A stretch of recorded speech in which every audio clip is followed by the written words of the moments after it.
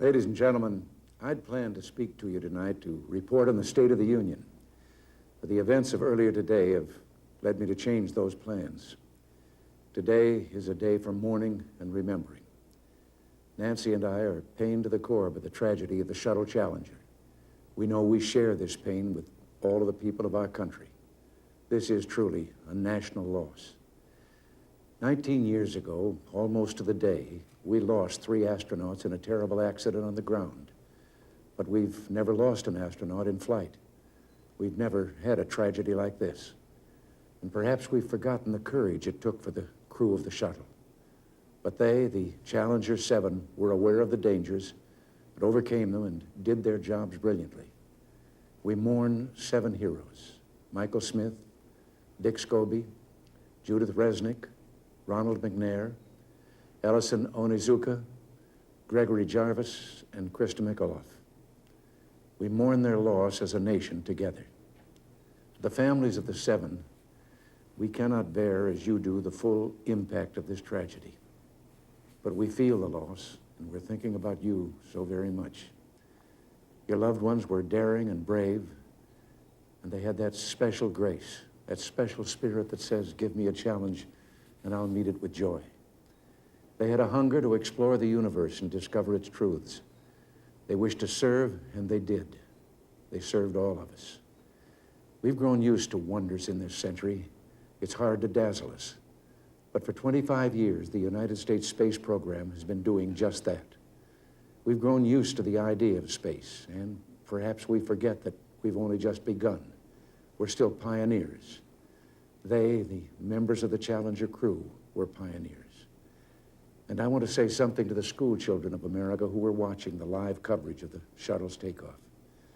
I know it's hard to understand, but sometimes painful things like this happen. It's all part of the process of exploration and discovery.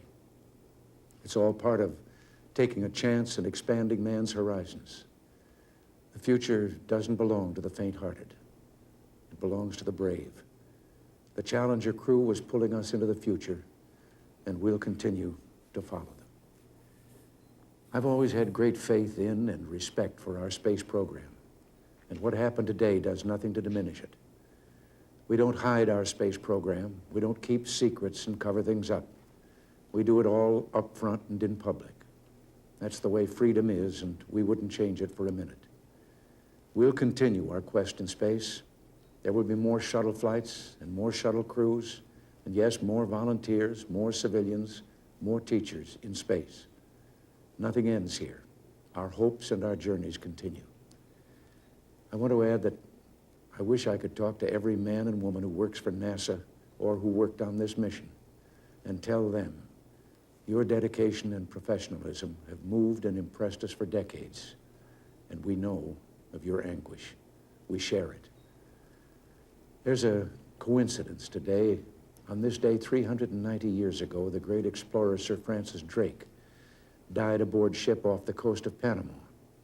In his lifetime, the great frontiers were the oceans, and a historian later said he lived by the sea, died on it, and was buried in it.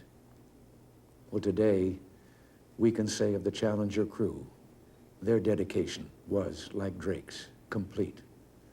The crew of the Space Shuttle Challenger honored us for the manner in which they lived their lives. We will never forget them, nor the last time we saw them this morning, as they prepared for their journey and waved goodbye and slipped the surly bonds of earth to touch the face of God. Thank you.